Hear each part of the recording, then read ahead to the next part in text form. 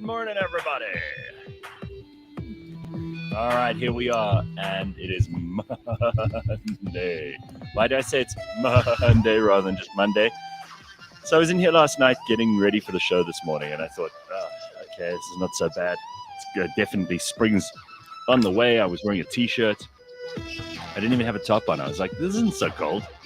And then this morning, out of bed, and you're like, this thing is biting you. What the hell is that? It's like a cold snap from hell, or rather from somewhere colder than hell. But there we go. Hey, boo. So this morning we've got Mash, we've got Ass, we've got Gareth, we've got you, we've got the whole thing. Dr. Hanan, we got Collectomania. It's a busy Monday for us this morning, so I hope you're ready for it. Oh, yes. How's everybody? Am I the only one who's noticed that it's extra cold this morning? And I know it's boring to talk about the weather, but it's kind of a thing. It is a thing at this time of year. I'm just remembering last week, a week ago, or was it Friday? You said, yeah, no, I think the worst of it's definitely over. So this is your fault, you know. I hope you realize that. You're going to blame me? Okay, all right. It does feel like the worst of it is over because it actually does feel much warmer here. Well, maybe it's just my house then. They've, the gods of the cold have come to punish me for something. Maybe I've done something wrong. I'm willing to accept that. That may be it. I mean, it's perfectly acceptable as an excuse, Stranger things have happened. So, how was the weekend, everybody? What did you get up to? Mash, anything fun? Whew, okay, so Friday. Here we go. Let me give you guys the rundown. How many dates, first of all, because we've got to still talk to Dr. Hanan about your compulsive dating, which I think is a problem. This weekend was very light. It was just 2 dates. Very light weekend. Just two, Okay. Yeah, just 2. So I kept it very light this weekend. But Friday, I actually went clubbing for the first time in a long time. And it was so much fun. And, the thing with clubbing sometimes is that you sometimes run into people, and yeah, I was clubbing. It was lots of fun. I was out with Simpiwe and yeah, I was out with Simpiwe and Aaron, and then we just ended up running into everyone else from the office, which was very odd. Like, what are the chances that everyone? I ended up seeing Ryan and Michael as well. Where were you guys? We were just here in Sunninghill, actually, just up the road. There was like an event going on there. And then somehow everyone, I don't know if it's the gods or what, but somehow we all ended up at the same place at the same time, which was really odd. Well, that is cool. I mean, everybody drunk. So not very different to when you were at the office. That's great. But we were very productive. So I think getting drunk at the office should be a must going forward at this point. Oh, really? Where did you go? You guys come up with some ideas and shit? I mean, like, what do you mean productive? We were just coming up with ideas that most of which I can't even remember. We were just like, we must do this as well. We must do that. And then we're just dancing and getting down. It was so much fun. We're just dipping and doing it and just having fun. But end of the night, I can't remember a single thing. Well, I can't remember a single thing of what we talked about. That's how you know you had a good night, but it's also how, it stands to reason that if you think you're going to come up with something really brilliant when you're drunk, you will, but then you'll never remember what it was the next day. So absolutely. There's no point there's no point in trying. So, do you get up to anything, Leigh-Ann? I know you went large and you were clubbing, right? my hips hurt just at the mere thought. Oh, God. You've decided to be old, haven't you? No, it's just kind of happened, but not being old. No, I mean, certainly my mind is very young. You don't go out anymore. You don't do that. No, I don't go out to Joel, Okay. If I do go out, it's to see friends and family. Like yesterday, I spent time with family. So that was pretty cool. And there were 3 toddlers around. And it's always interesting to see what parents are coming up with these days to keep them entertained so that you can at least have a meal or an adult conversation. 3 toddlers is too many. Like, you can handle 2 toddlers with an army of people to help you. You can handle one toddler if it's you on your own. But if you've got 3, you need everyone on earth to help. Otherwise, it's a disaster. Yeah, no, it's pretty crazy. The one is a set of twins. Oh my God. But anyway, so the 3 of them were on the sofa, quiet as anything, and I went in to go and see what they were watching. And parents all over will know who this is. I had no idea, so I'm keeping up with the trends.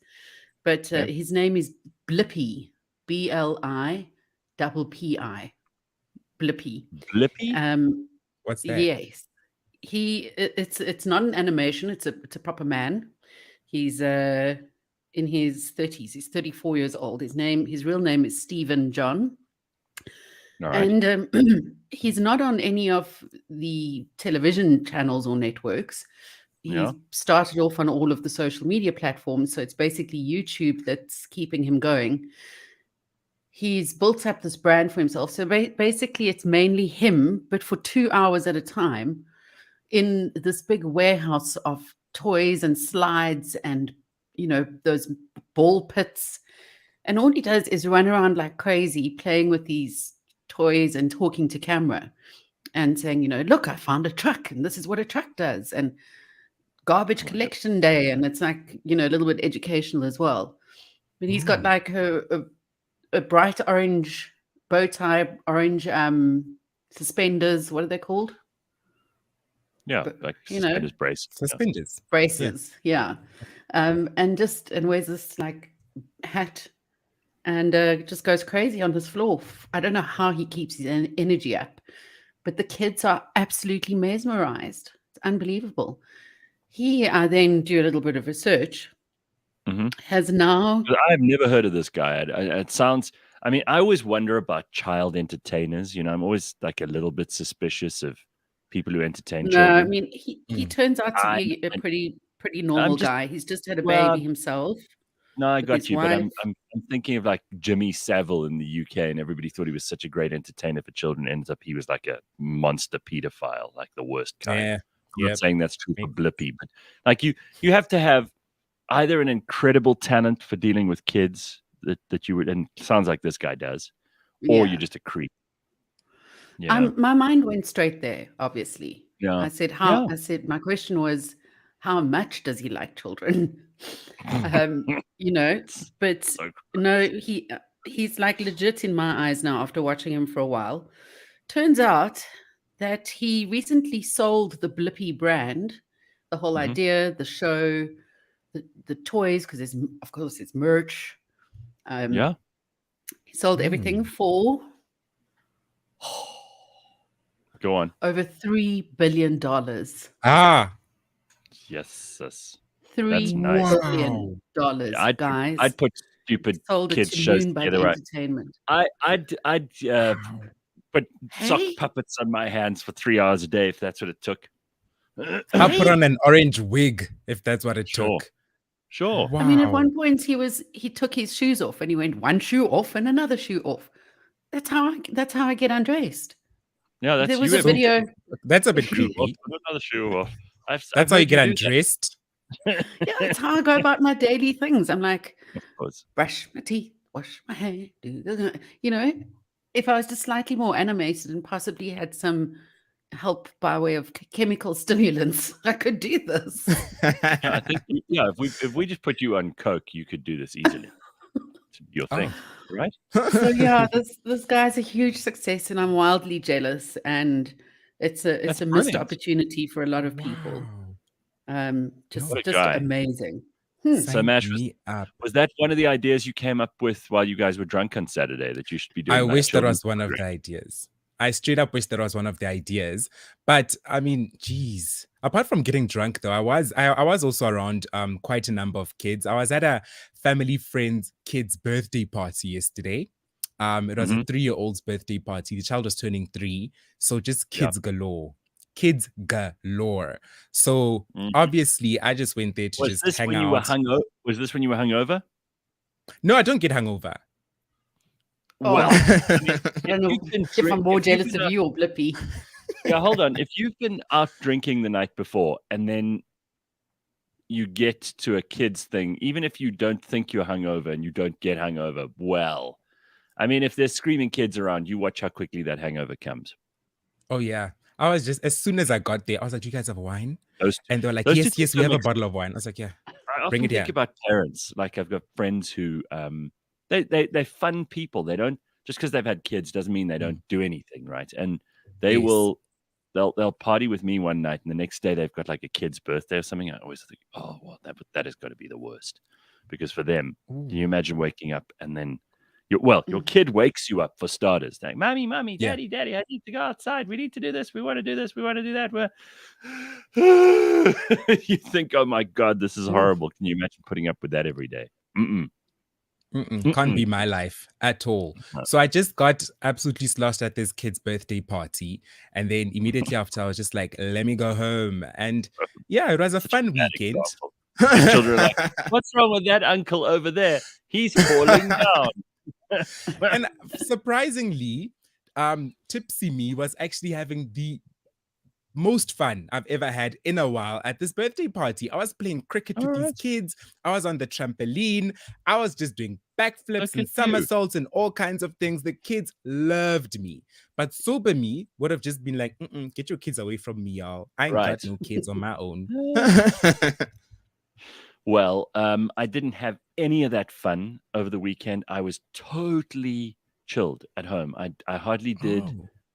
And yeah, it was like one of the quietest weekends. You remember when we first had, like when lockdown was first announced, that first weekend in, I think it was March of 2020.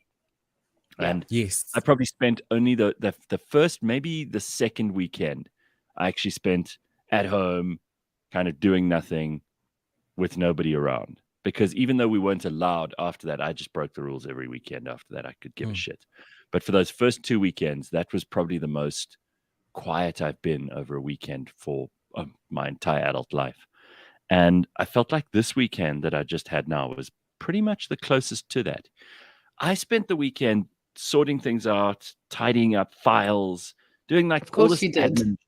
Yeah, of course, but you know I love that, right? And there's never a level of organized I can get to that's enough. You know, there's always more. You could always get things even more organized. You could always be more tidy. You could always be more like arranged carefully and with everything in its place and a place for everything. So Saturday was like the weirdest thing because I had 3 or 4 people calling me like, "Where are you? Come, we're doing this or we're doing that. Why don't you come and join us?" I was like, "No, thank you. I'm not interested." I was like busy sorting things out, and I had the puppy here, who is getting bigger and bigger. Alice. Yeah, little Alice getting bigger and bigger, and we were just doing stuff around the house, moving things around. I did have guys arrive early on Saturday morning, which is another reason I didn't go out or do anything. I had a bunch of guys arrive on Saturday morning to like trim a whole lot of trees, tree fellers. They came to like cut down branches and tidy up the outside of the house because there are all these trees that are just overgrown. You know, I've got to say, for anyone who's moving into a new place and maybe if you're even building, do not plant too many trees because I've been in this house for 12 years maybe.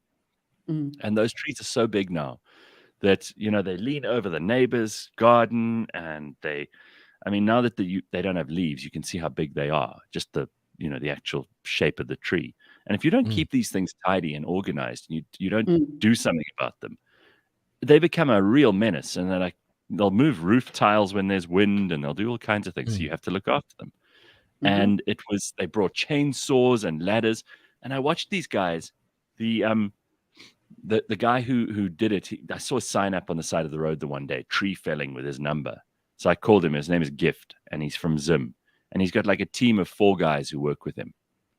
And they did it all in 2-3 hours. Put everything on this truck of his. There was no mess. Tied it, but you must see how high they climbed up on these ladders. And then they get up and they cut the tree from above them. It's unbelievable to see. It's like, it's really, it's a skill. It's such an incredible skill. And I kept thinking, oh God, please don't fall off the ladders because you're so high up. I don't want to be hiding a body on a Saturday morning at like 10 o'clock. Oh, geez. But it's amazing what they do.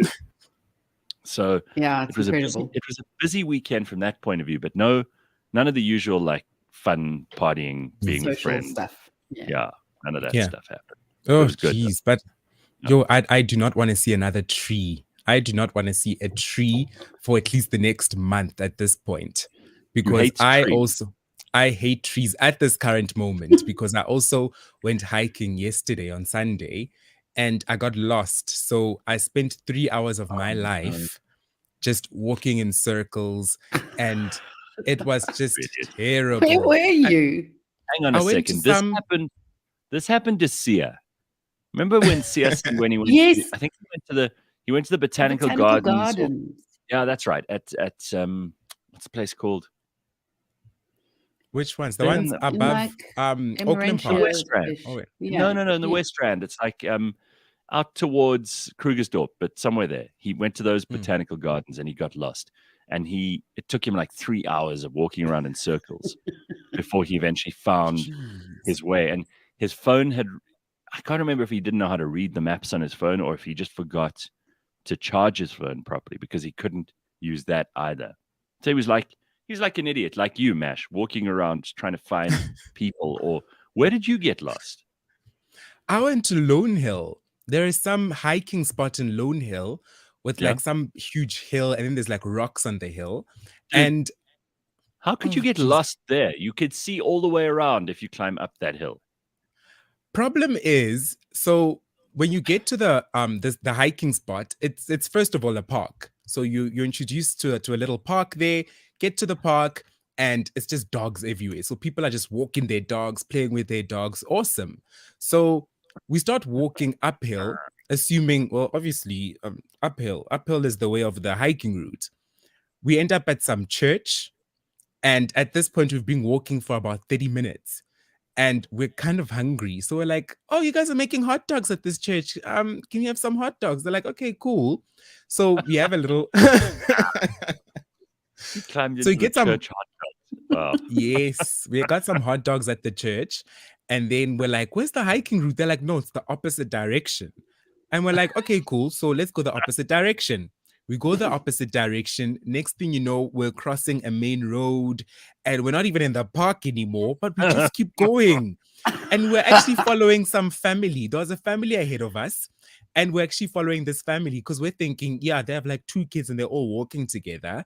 And they must be also heading to a hiking spot because like one of them had a backpack and I saw them pull out water out of that. So I was like, oh yeah, they must be going to the hiking spot. Let's just follow them. So we walk behind this family all the way for about 20 minutes, 25 minutes. We're walking behind this family. This family was walking home. And we just followed them home. Now you're following them probably home. wondering who these 2 freaks were that were following them.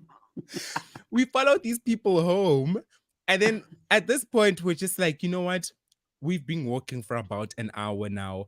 We need to at least find some sort of hiking spot. So we just see some bush. And now we just walk into some bush because we're like, we just need some nature at this point. Yeah. So walk into some bush. And we end up by some tombstones, like a cemetery with like just 3 graves.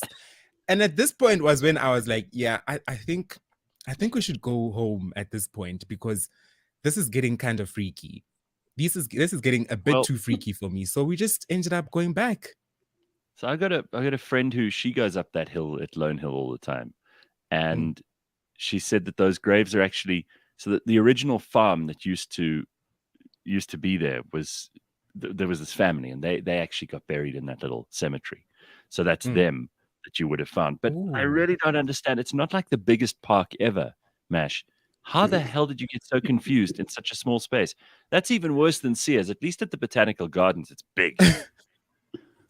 The thing is, this place is so busy and there is no fingerboards. That was my biggest problem. I'm used to actually having fingerboards directing me, like that way is the park, that way is the restaurants, that way is the hiking trail. There was nothing. There was absolutely But what about nothing. using your phone? No, you're an idiot. My phone didn't help. And also, you're high up, so you should be able to see around. You should be able to you obviously are not the kind of person you're like. There's some people I know who just have no sense of direction. You can show them, you go this way, and they're like, what, where? they're not observant of like landmarks or any of that stuff. When I walk or drive or park or anything, I always look at what's around me, and then I go, okay, I can see that from here. I can see that from here. That's obviously in that direction. Then I don't get lost. But you clearly weren't looking at any of that shit. It was hard to see around, in my defense. So once I got to the cemetery, we actually looked back and we're like, there's the hill over there. We can actually see it now. But at this point, the hill looks like it's about 10 kilometers away. So we're like, let's just go home. This is not going to work. So we just grabbed a coffee and went home. That one lone hill in Lone Hill that beat you. I know. It's not like there's 10 lone hills. It's called Lone Hill. Carl says, by the way, Leigh-Ann, to your point about Blippi, when my kids watch Blippi, I want to punch the fucking TV. He says it's so annoying. It is incredibly annoying, but very effective. Wow. Unbelievable. I can't believe I've never heard of this Blippi because, okay, one kid's show that I always hear about is Coco Melon. That, geez, I hear about that a lot. Yeah, Coco Melon's a biggie. See, now, I really haven't. I've lost touch again. With my nephews when they were little, I kind of understood some of this stuff. Like I knew about Paw Patrol and that kind of stuff, but now I know nothing. Now I'm totally out of my depth. I have no idea what you guys are talking about. Ruth says she went to a kid's birthday this weekend and went through 2 bottles of wine. Sure, what a party. Oh, yes. Well, isn't that why so many mums do drink wine? Oh, yeah. It's the only way to deal with all this screaming. Yeah. Yeah. And a kid's birthday party, if the kid is under 5, I would say, it's not about the kids. It's about the parents. The parents just want to hang out, let loose, drink some wine, knowing full well that their kids are all there babysitting each other. That's it. Mash, Basitsana says that trail that you were on is closed until September. So you obviously went on a trail that was also closed to the public. I don't know how the hell you got there, but well done. I don't know how I got there too, because on Google Maps it said it's open. Well, so now you know. The one time you did use Google Maps. I mean, like you don't know how to use Google Maps, but clearly, Google Maps is also wrong in terms of what the information is. It's unbelievable.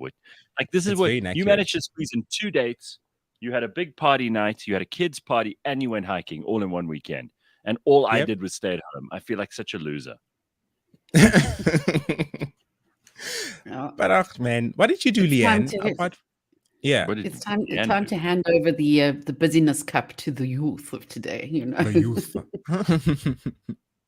So besides the family meeting with the toddlers, I caught up on some work.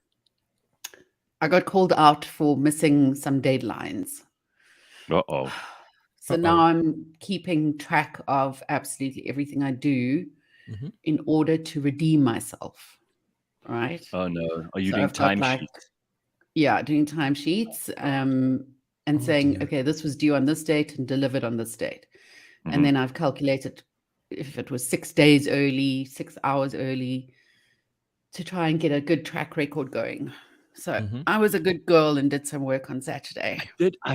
I did find something while I was cleaning up and tidying up and everything. I found my first ever iPod. Look at this. Look at this. Wow. I found my first iPod. It was one of those. It was the U2 iPod, which they all on the back, they all signed it. And like it had some of their songs that preloaded that you couldn't delete, which was annoying. But it was so cool because it was red and black. And all the other iPods were like white and silver or something. So I thought this was the coolest thing when I had it. This must have been, like 2004, somewhere around there. That's how old that piece of technology is. And I didn't even try, but I suppose I should plug it in to see if it can charge. I wonder if it even works. I wonder if I go on there, what I'll find in terms of like the playlist, because obviously it's very, very rudimentary technology. So you couldn't you couldn't load pictures or anything else on there. It was just songs, and they were in like, I think MP3 format. But I wonder how many songs I've got in there, and it would be like a bit of a time capsule going back in time to look at, because I'd find the songs that I was into in 2004. It was also your DJ days, wasn't it? I think that might even have just been before, but I didn't use that yeah, I wouldn't have used that then because there was no way to play off of it to, you know, like not the equipment that they had in clubs and things didn't include like aux cables and shit. It was all, it was really old technology by comparison with what we got now. Wow. I've actually been wanting an iPod. We're just going to climb into you again here, Mash. Sanede says, that was idiotic, Mash. How do you get lost in Lone Hill? And taking advice from church folk was even more foolish. What do you want an iPod for? So for gym specifically, reason being, using a cell phone can get a bit distracting, especially when you're gymming, because while you're busy working out, you get notifications and you kind of want to look at them. So sometimes on the treadmill, just busy jamming to your music, and you just want to look at the phone every now and then. So that does get really distracting. So having an iPod, no notifications, just the music. That's why I want one. That's the reason why I don't run. I just got so distracted by all those notifications. I couldn't take it anymore. Of course. What a lot of crap. No, listen, I mean, don't you guys know about these different there's a new feature. You're an iPhone too. There's a feature called Focus, which is actually quite useful. I find it useful. I use Focus quite a lot. Oh, you do? So you figured out Focus exists, but you still don't know how to use it from the point of view of like stopping yourself from being distracted. Yeah, problem with me is I always check. I always check because I always feel like I'm disconnected. I'm used to my phone, which is buzzing like crazy. So when it's quiet, I'm like, something's wrong. Something is wrong. I need to check this phone right now. So I always just take it off. Mash, I hate to tell you, it's you. You are the problem, not the phone. Hence, I need an iPod. I don't know that you're looking for a solution.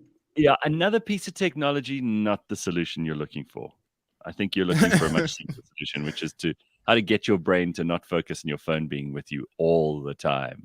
I actually didn't have my phone with me the whole day yesterday, pretty much. I mean, from, I checked it when I after I got out of the shower yesterday morning, and then bugger all until the evening. And I didn't have that many notifications. So either I'm not that popular, which is fine, or I just stopped caring about the phone yesterday, which is also fine. So it's good to do these little detoxes from time to time. We've talked about it a million times over on the show. If you are always connected to your phone and people can always get hold of you, it's not a good thing.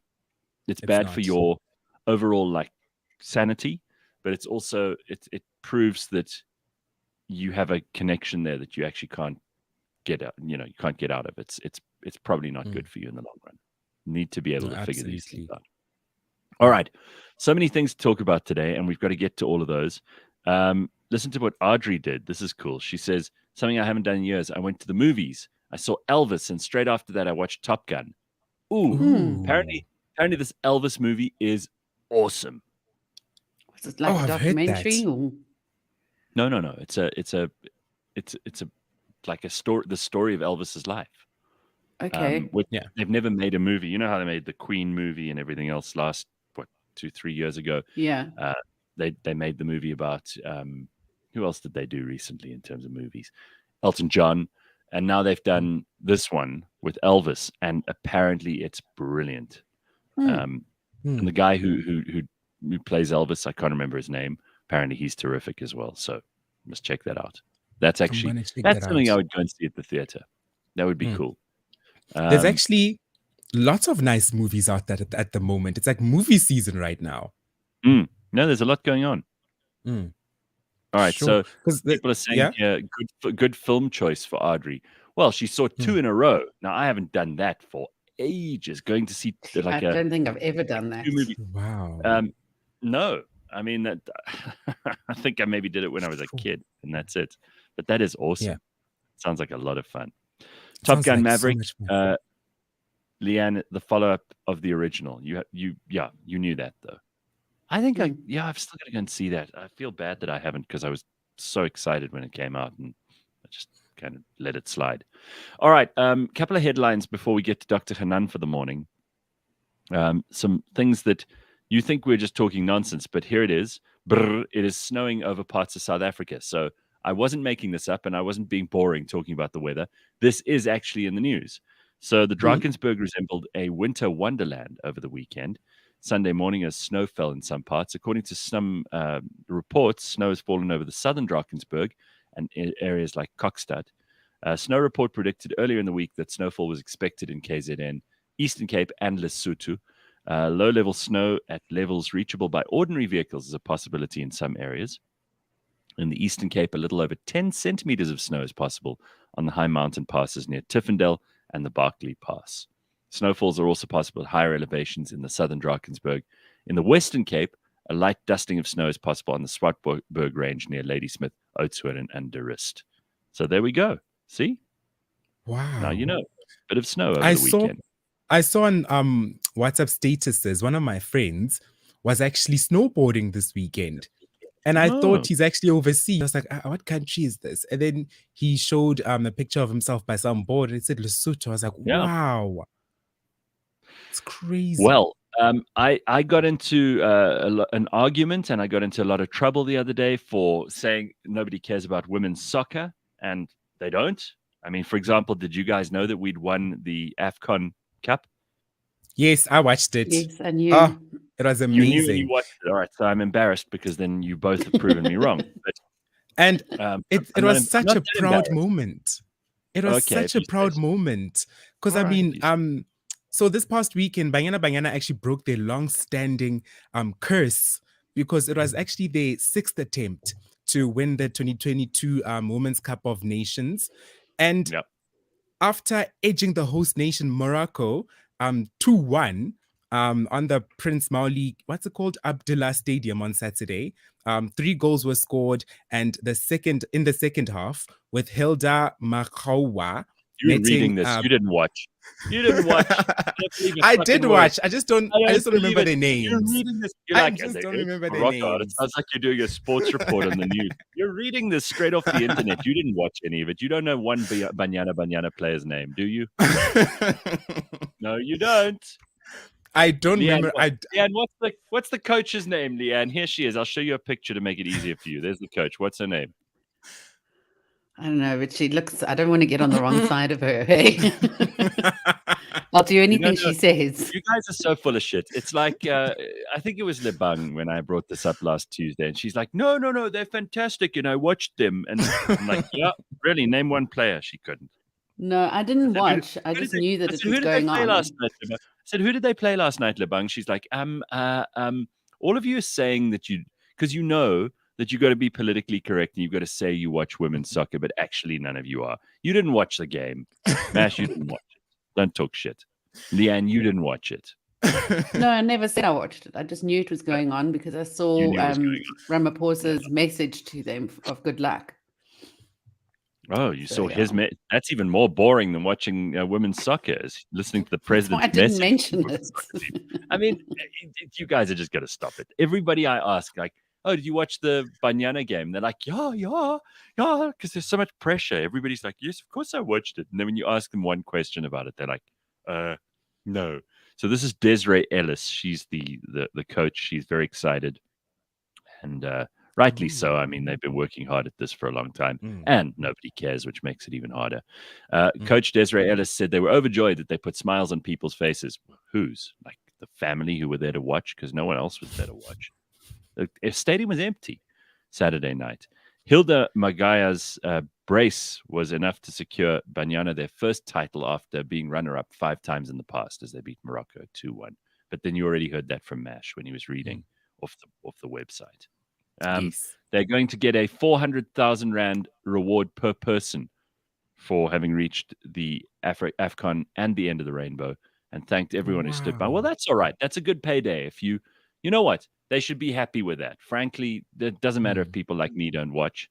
You got 400,000 Rand each. Great. That's a nice payday. Jeez, that's worth it. And it's about time, because we always hear stories about Banyana Banyana not having funding. Yeah, go for it. I'm happy that they actually got paid. That's very good news. So well done to Banyana Banyana, despite the fact that I have not watched and I will never watch.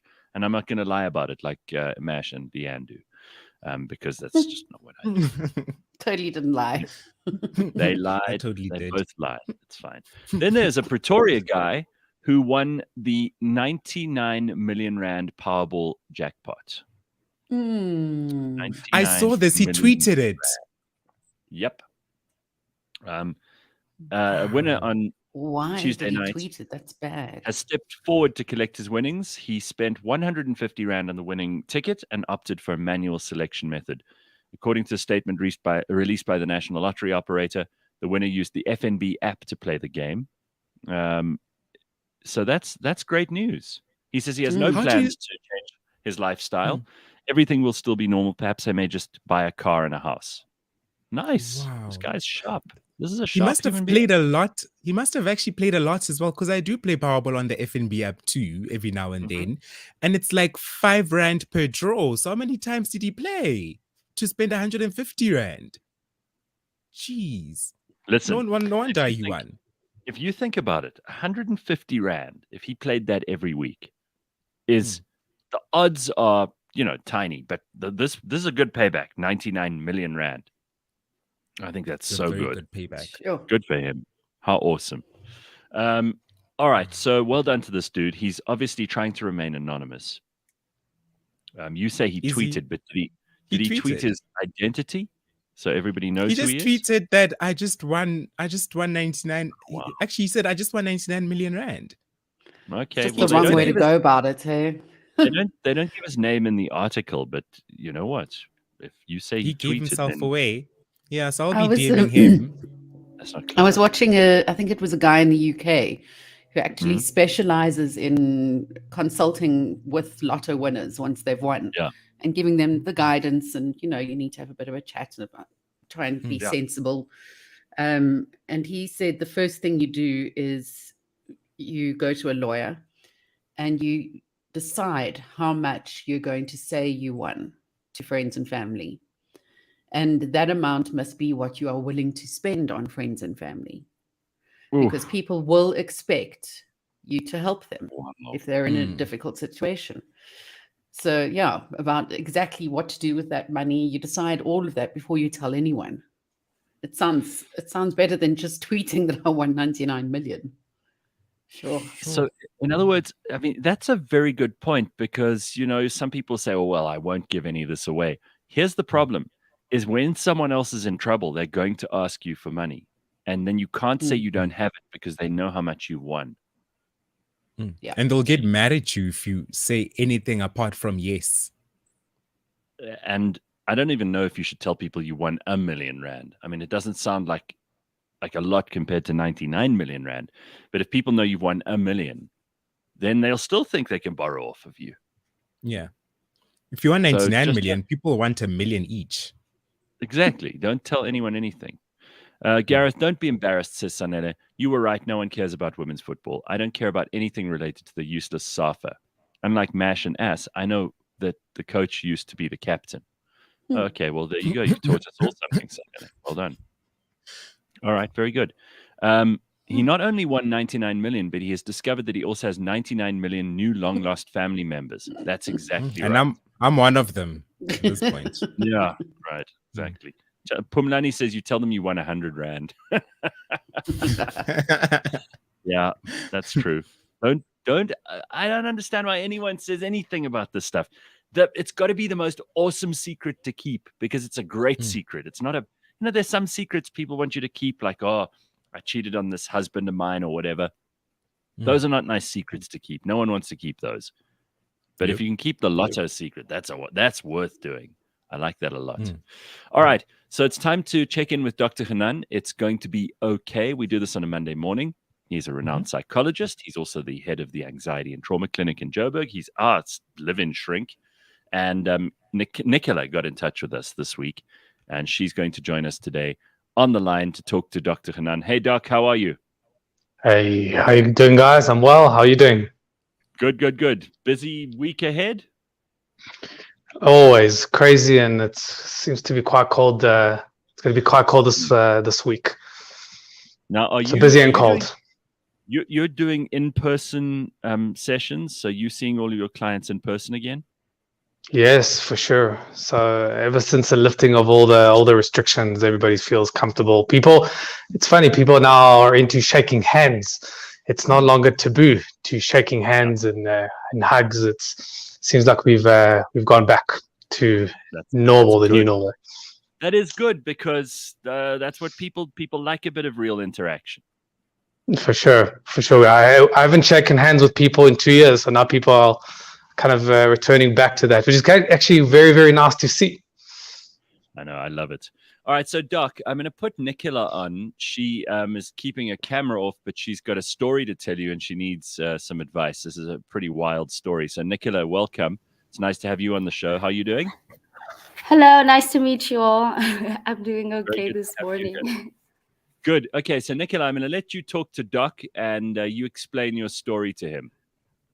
Okay. Is it okay if I sort of just read the long email that I had written about it? Of course. Yeah. If you because you thought okay. it through on the email, you read it to us, but we want to hear it in your voice. Okay. So I was in a relationship with a young man I had met at church.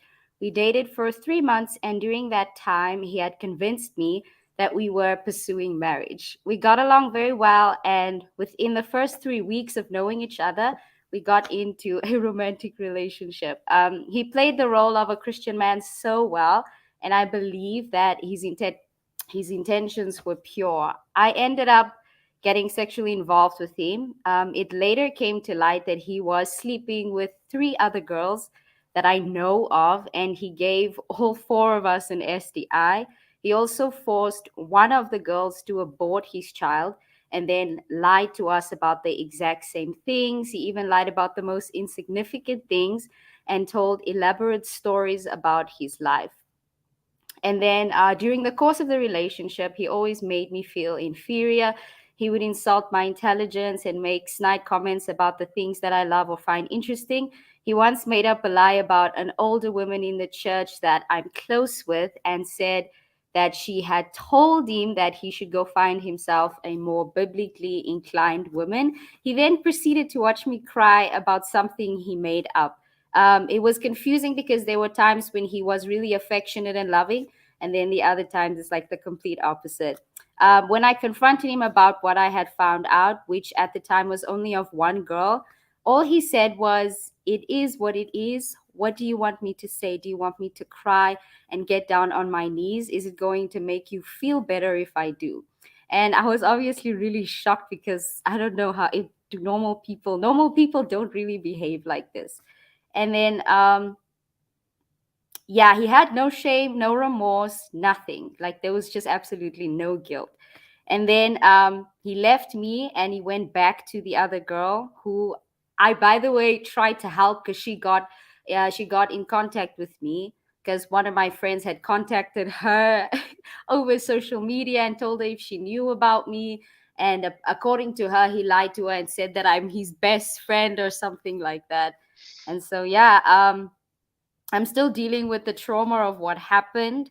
And I find it difficult to process that I'd not only been rejected, but used physically and emotionally. I also had to deal with the humiliation of getting an STI from the only person I've ever been intimate with. It's been about 5 months since everything happened, but I still find myself getting upset when I think about it. I seem to especially become distraught when I'm alone. How can I sort of detach myself from this person and the situation, accept my misfortune, and then learn to trust people in the future again? Right. So that's really what I need help with. Okay. So, Nicola, how long ago was this relationship? When did this end? It ended in around February this year. Around February this year. Yeah. And have you been in touch since? No, not at all. Have you been on his social media? Have you checked him out? Have you asked about him? Have you spoken about him? Well, here's the crazy thing is that I live in a different town because I moved away in January. But where I had lived before at my mom's place, he moved this girl into that area. So sometimes when I come home to visit, I unfortunately see them together. So that's kind of annoying. Okay, so I want to mention a couple of things. First of all, you said that you feel bad because he rejected you. Yeah, I do. I want to ask you something. What was your goal of getting into any relationship? What was the long-term goal? The long-term goal is obviously marriage because of my religious beliefs. And, okay, but marriage with what substance? Just marriage to anybody? Was that the goal, just marriage? No, just married to a decent person that can provide sort of a healthy household. Okay, so let me just double click on that. So you wanted a marriage with a healthy person, and that means good communication, honesty, transparency, consistency, somebody that's able to compromise, where there's attraction and intimacy, and somebody that shares the same values as you, somebody that makes you feel desired consistently, not as a fake, but as a way of life, right? Yes. Good. Okay, let me give you an analogy. Now, imagine you're going to buy a car. And the aim of purchasing this car is to get from Joburg to Cape Town. Now, as you're about to purchase the car, you realize that the car's missing 3 tires. And now the car's no longer for sale. Is that a good or a bad thing? It's a bad thing. No, it's a good thing because you couldn't use the car, right? You couldn't use the car anymore. You couldn't use the car, right? So again, the analogy is, imagine you're about to buy a car. You're about to go from Joburg to Cape Town, and just before you're about to buy the car, you realize that the car is missing 3 tires and it's no longer for sale. You would go, well, it's not a loss. Thank God, because I could never get it to Cape Town. I could never get to my intended goal using this car. Now, your aim was not marriage. Let's just unpack that. Your aim was not marriage. Your aim was marriage to somebody that carries and has the same and shared values as you do. Does this guy have the same values as you do? I mean, it seemed like he did. Initially, he saw. No, does he? But does he? I know on the surface for the first 3 minutes, I know that. But does he? Clearly not from his actions. I would imagine that he doesn't. Well, I want to tell you something, Nicola. The fact that you're hesitant in answering the question, and you're not adamant and immediately answering the question as absolutely he doesn't share the same values as me. Absolutely he's a pig. Absolutely he's not the one for me. Tells me that he has twisted your view and your perception of what he's really like, because what you're doing is you're marrying the good in him and you're just ignoring the bad that he was. But as a package deal, and I'll give you another analogy. Imagine I give you, what's your favorite food? Pasta, I guess. Pasta.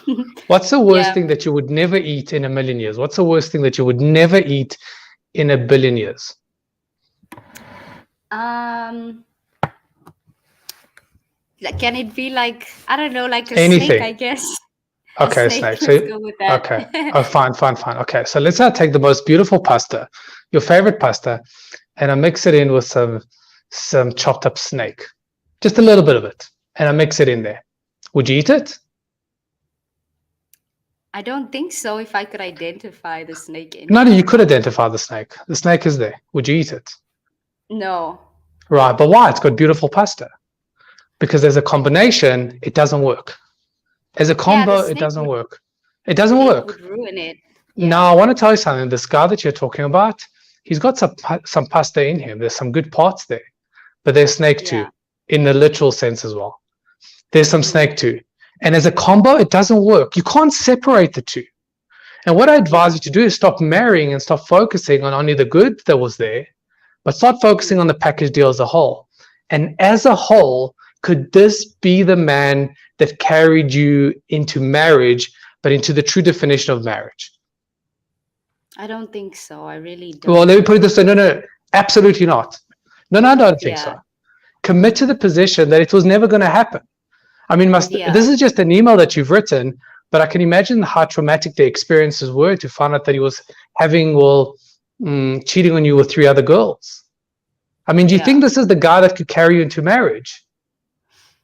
I really don't think Definitely so. Not. Definitely not. Definitely not. Definitely not. Is it a loss to you then? If this guy could never give you what you wanted, is this a loss to you? In the long run, I don't think it's a loss. I actually think it's beneficial for me in the long run, because I don't think it would be, it wouldn't be a good marriage to be married to someone that you can't even trust. Nicola, we need to get away from this I think story. You got to marry the position. He's either the right person for you that carry you for the future, or the wrong. It can't be I think, but maybe, but hold on, because what you're doing is you're convincing yourself that he's all pasta. He's not all pasta. He's not all pasta. Must I regurgitate the email that you've sent? He's not all pasta. No. Can we say that he was wrong for you? He was wrong. Good. Good. He was wrong for you. He could never carry you. He could never carry and give you the desired goal that you had. If you said to me, Hanan, all I want is just somebody to tick the box of marriage. Okay, maybe. But that's not what you said. You want somebody that shares the same values as you, somebody that desires you, somebody that's consistent and honest and transparent. And he was not that. And if this is what he showed you in the first couple of months of your relationship, can you imagine what would happen if he felt fully comfortable with you? And you found out exactly how to play the game with you. So you say, so my point is, you say, oh my God, I feel rejected. Oh my God, you're not rejected. You escaped through the skin of your teeth. This was an absolute blessing that he disappeared. Because if he gave you an STI within the first couple of months, can you imagine how you would have damaged you at least on an emotional level, moving or going forward and down the line? Mm-hmm. Yeah. So this is a lesser cost. Imagine being married to this for the next 40 years, because I'm assuming that's the intention. You want to be married for the next 40 years, right? You don't want to get divorced in 3 months. No. Right. So this is not a rejection. This is an absolute miracle that has happened, and you got to perceive it as that. You got to see it as I escaped through the skin of my teeth. But I want to tell you one other thing that I need to do. Second thing that I want you to be aware of is the way we deal with the loss is not by diving in and trying to figure it out, but rather by investing into other things that give us value. So I'll say it again. The way we deal with the loss is not by investing into things and trying to figure them out, is rather by investing into other things that give us value. So let me give you another analogy. If you invest into a Ponzi scheme and you've invested R1 million and you've lost it. So now you've lost R1 million. How do you feel?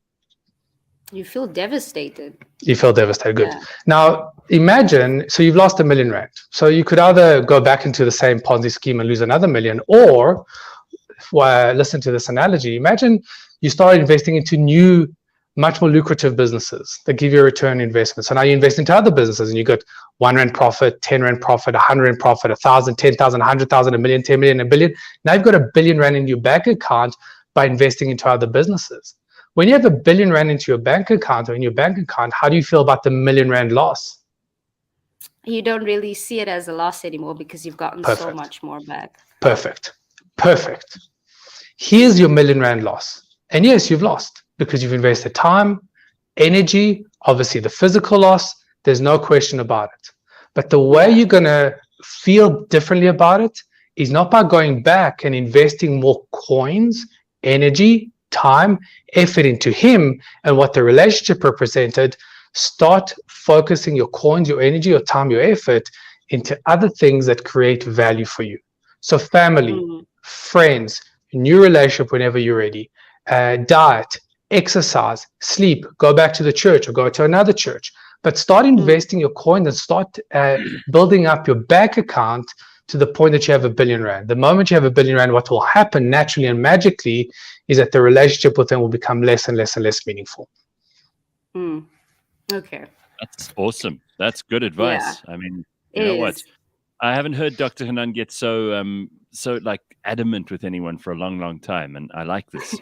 He's like, stop with this, I think, nonsense. Like, oh my gosh.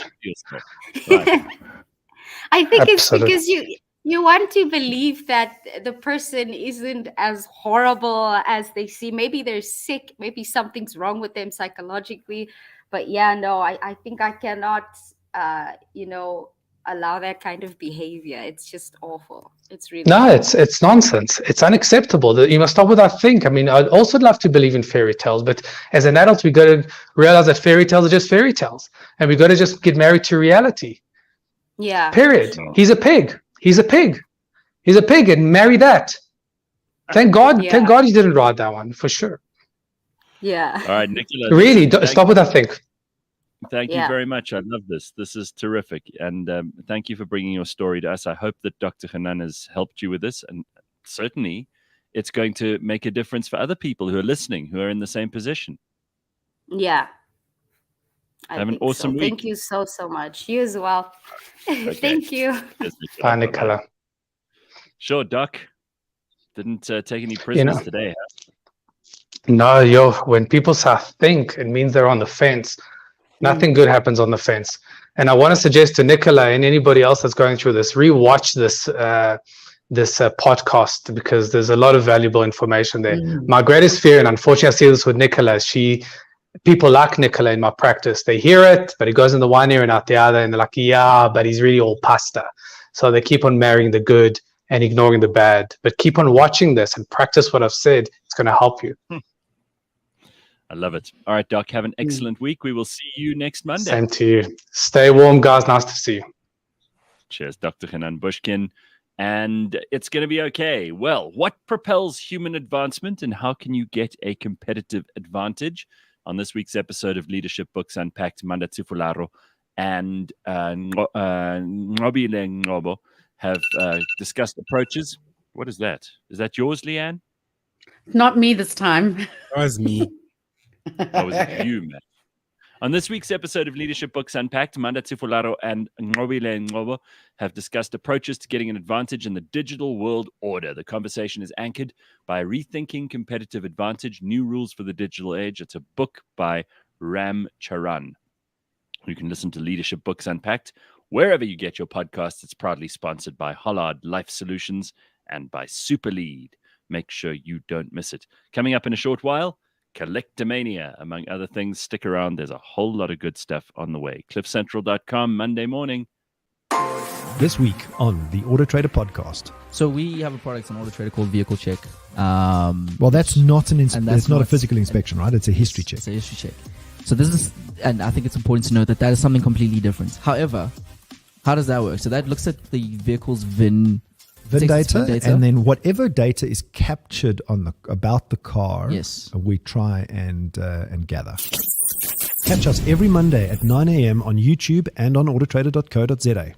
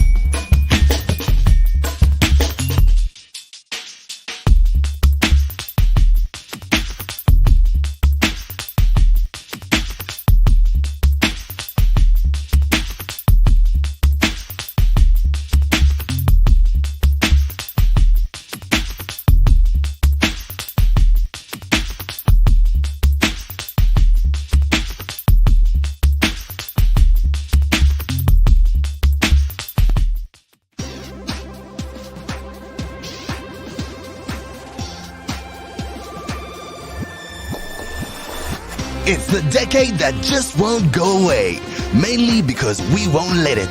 It's That 80s Show, the show that taste forgot. Every Friday, Paolo and Dory remember the 80s. Movies, music, fashion, Wham, Beachies, and the Hoff. If it was acceptable in the 80s, it will get you cancelled today. That 80s Show, new episode every Friday, live or as a podcast on cliffcentral.com.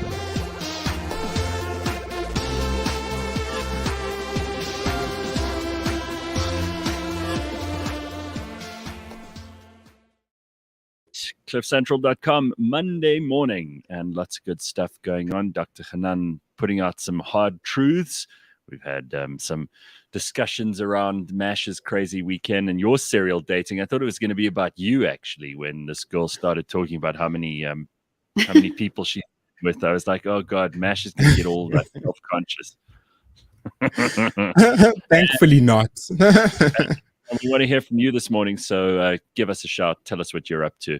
Here's a great email I got. This is from a woman of color who listens to us from the Netherlands. She says, Gareth and Pumi were discussing a woman in South African woman in London who was found dead after being in the apartment for 2.5 years. That's nothing, she says.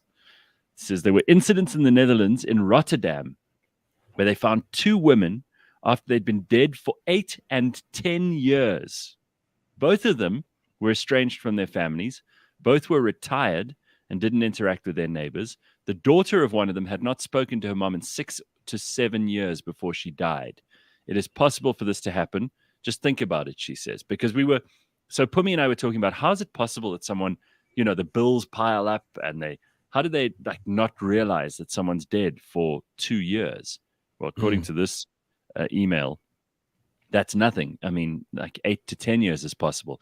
So some people are so isolated, she says, that debit orders come off automatically, like taxes, utilities, all of that.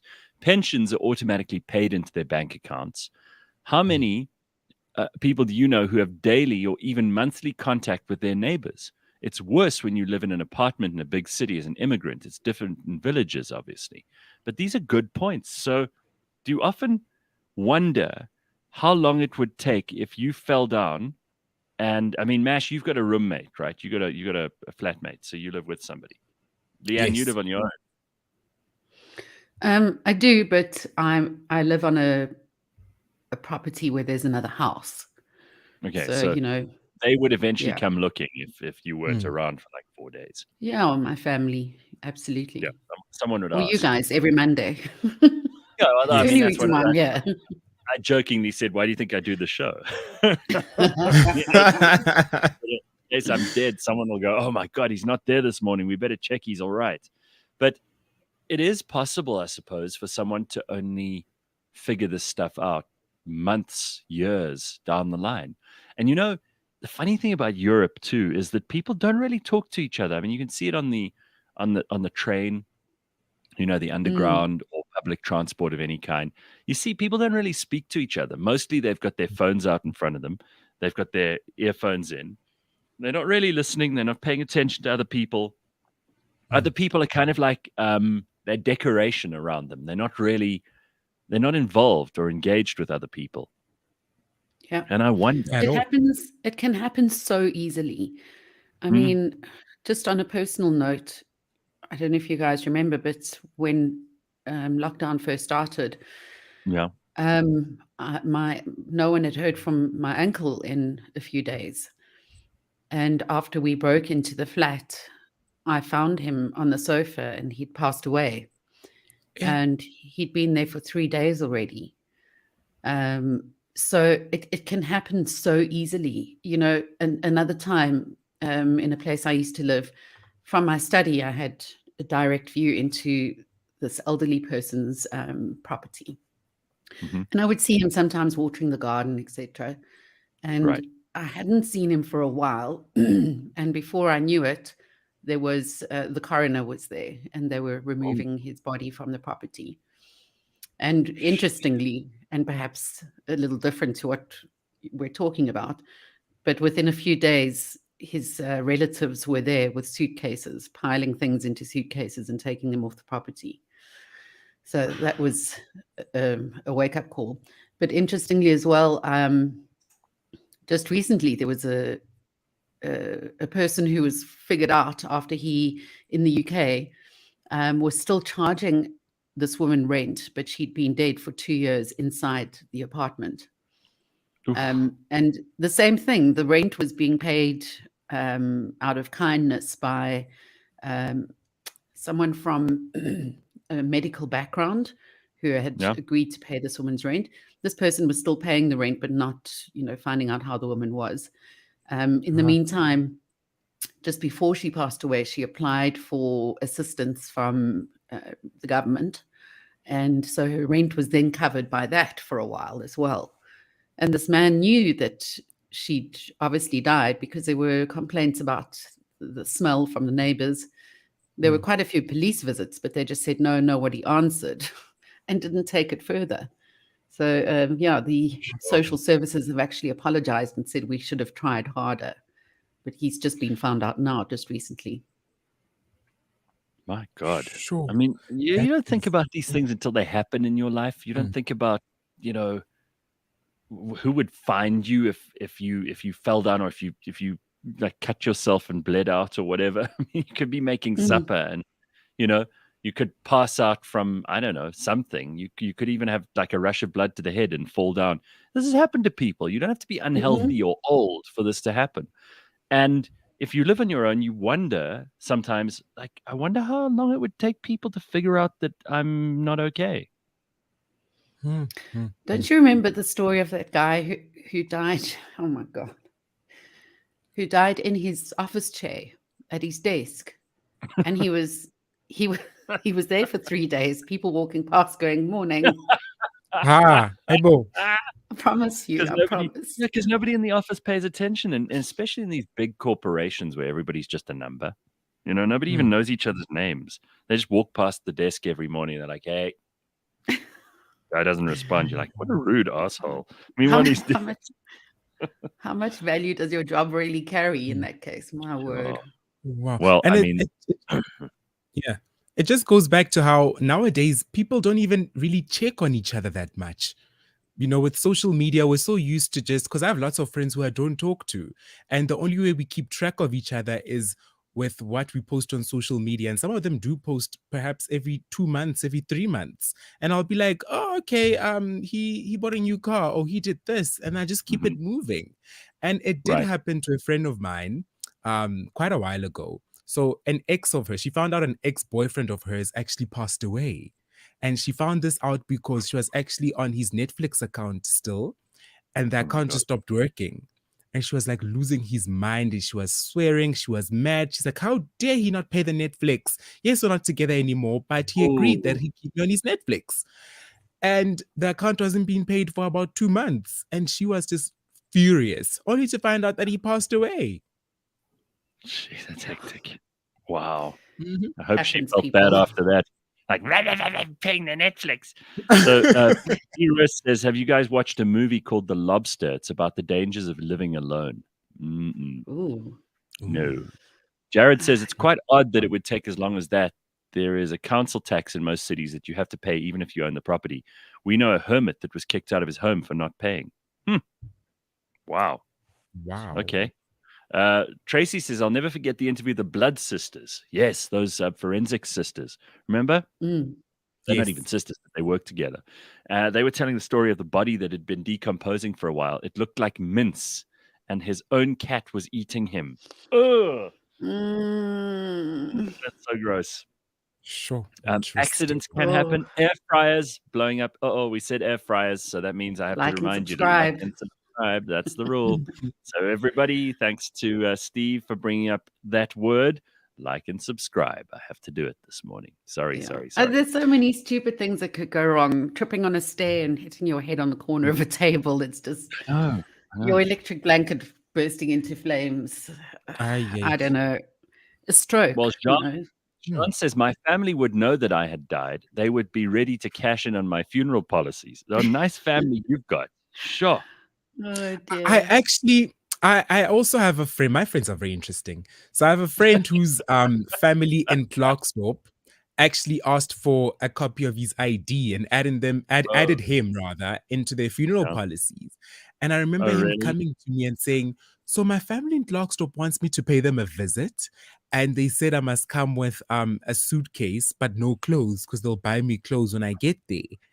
And I was like, they're going to kill you. That sounds horrible. You're joking. This is Red flags. No, this actually happened. And he told me that, no, my family in Clarksdorp, who I never see these people. They're not invested in my life. They don't even know what course I studied. They wanted to take out a funeral policy on this guy and then kill him. They took out a funeral policy, not even a funeral, a life policy on him. This is something scary that people talk about, right? Well, they don't talk about it. Maybe they should. There's a lot of this going on in South Africa where people do insure somebody for a lot of money. They all put like big policies on someone, and then that person just suddenly doesn't arrive for work or for the next occasion that the family get together, and everybody's like, where is that dude? And they've basically taken the guy out so they could cash in on his policy. Do you know how many people in South Africa have policies and they don't tell their family about this? Mm-hmm. This is a big thing. Apparently, according to a friend of mine who's in insurance, he said to me a while ago that there are millions of South Africans who have life insurance policies, funeral policies, all kinds of policies that will pay out when they die, and they don't dare tell anybody because otherwise there's a target on their back. How's that? That is Yeah. so Isn't scary. that frightening to think about? You're like, well, That's if we terrifying. find out that old Uncle Fester over there has a funeral policy, then it's not going to be long before we take him out. But that's what happens. I met a person who I subsequently found out after all ties were cut and I was no longer in contact with them, that they'd served jail time, him and a friend, for finding a person on the street, a homeless person, buying this person alcohol and getting them very drunk. Oh my God. And putting them inside one of their cars, setting it alight and pushing it off of the side of a cliff into a body of water, and claimed insurance for the car as being stolen. Wat in die No Krugersdorp? ways, Leigh-Ann. So No that happened. way. Yeah, that happened. My He was in God. jail And this for guy went to murder. jail? For murder and Oh. obviously tax problems, but yeah. Oh, Gotta be careful out there, people. pushing the car. So hang on a second. How did they just found a homeless person? What did they want to claim on the car? Mm. And they just found this homeless person, and oh my God, that's insane. That is terrifying. Sure. I actually got some policies, and then I never told my family. So some of my family members are beneficiaries. They might be listening, so I can't mention who's who in the zoo. Yeah. But you've done this. Yeah. You're one of the people I was talking about. Yes, I have some policies in place, but You don't tell anybody. I can't tell them they're beneficiaries. And okay, this might sound a bit messed up, but an aunt of mine a couple of years ago was like, add me to your policies. Yeah, add me to your policies. Oh, you're working now. Add me to your policies. And I was like, no, why would I add you to my policies? And then she died like 2 years later. And I was honestly like, ish, I should have added her to my policies. I felt terrible, but at the same time, I was like, ish. But it wouldn't have helped. It wouldn't have helped if you had added her, because she died, not you. She only would have got money if you died. So lucky you that you didn't hop the perch and she did. Still, yes. I mean, it's scary to think that there are people who have taken out these policies and they won't tell a soul, because otherwise people will try to kill them in their own families. That's messed up. There was that woman recently who was bust after some clever investigators went in on it and pretended that they were hitmen who were going to help her kill her family members. Oh, you remember she was in court. I remember this. Yeah. And she was encouraging family members to get policies. And then she was going and she killed a whole household, including children. Yes. And had I forgot her absolutely no name. remorse. Yeah. Wasn't it Rosie or something? It was Rose. Rose, yes. Yes. And she became a meme and all of that, because for some reason, every time she would show up in court, she'd be looking better and better and better. And people are like, wow, jail is really making her glow. Oh, yeah.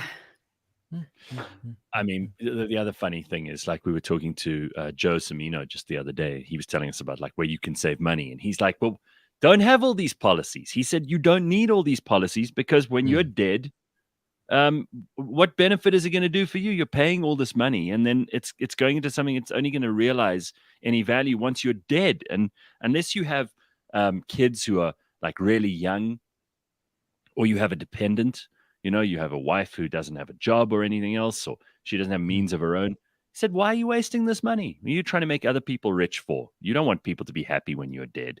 And I think that's a good point. You know, makes you kind of question the idea of life insurance policies full stop. Why would you want those things? And especially if you don't have dependents.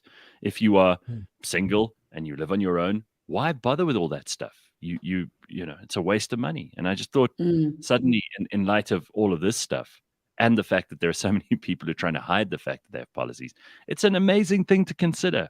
We live in a very strange world. Jared says, similar moves were pulled in Devilsdorp.